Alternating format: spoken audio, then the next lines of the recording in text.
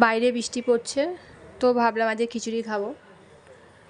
মাও বললো আজকে খিচুড়ি খাবো, তো পটল ভাজা, খিচুড়ির সাথে পটল ভাজা আর একটা সবজি না করলে ভালো লাগবে না, ঘ্যাট টাইপের। ডাঁটা, কুমড়ো আর পেঁপে দিয়ে একটা ঘ্যাট করব,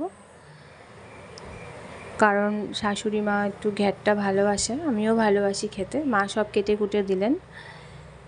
এবার একটু আলুর দম করব, 5 ফোড়ন, তেজপাতা, শুকনো লঙ্কা ফোড়ন দিয়ে, টমেটো দিয়ে, মশলা দিয়ে ভালো করে কষে আলুটা ভেজে রাখা ছিল। আলুর দমে আলুটা ভেজে রেখেছিলাম, তো আলুটা দিয়ে দিলাম। আলুর দমে আলুটা ভালো করে কষা হয়ে গেলে জল দিয়ে দেবো। বেশি জল দেবো না, একটু মাখা মাখা থাকবে যেহেতু খিচুড়ির সাথে খাবো। এদিকে ঘ্যাটটা বসিয়েছি, ঘ্যাটটাও রেডি হয়ে গেছে। 5 ফোড়ন দিয়ে এটা বসিয়েছিলাম, 5 ফোড়ন সোমবার দিয়ে, আর একটু কাঁচা লঙ্কা দিয়েছিলাম।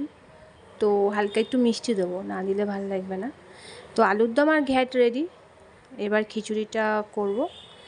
খিচুড়িটা গোবিন্দভোগ চাল আর মুগ ডাল দিয়ে করব। ডালটা ভাজবো না, প্রথমে ধুয়ে নেবো ভালো করে ফ্রেশভাবে।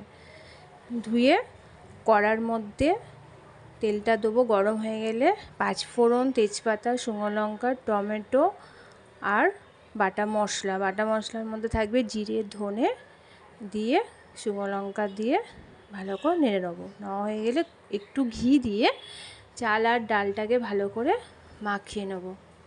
মাখিয়ে নিয়ে কড়াতে যে মশলাটা কষা হয়ে গেছে ওর মধ্যে মশলাটা দিয়ে দেবো। দিয়ে ভালো করে নেড়ে নেবো যতক্ষণ না কাঁচার গন্ধটা যাচ্ছে, মশলার একটা গন্ধ থাকে। তো নাড়া হয়ে গেলে জল দিয়ে দেবো। যদি বসা খায় অল্প জল দেবো, একটু ঝোল ঝোল খেলে খিচুড়িটা একটু, তাহলে একটু বেশি জল দেবো। আর খিচুড়িতে একটু আলু দেবো। তো আলুটা ভেজে রেখেছিলাম। এই যে বৃষ্টি পড়ছে, আমি একটু খেয়ে দেখি কীরকম হয়েছে। তো বন্ধুরা, কেমন লাগলো জানাবেন।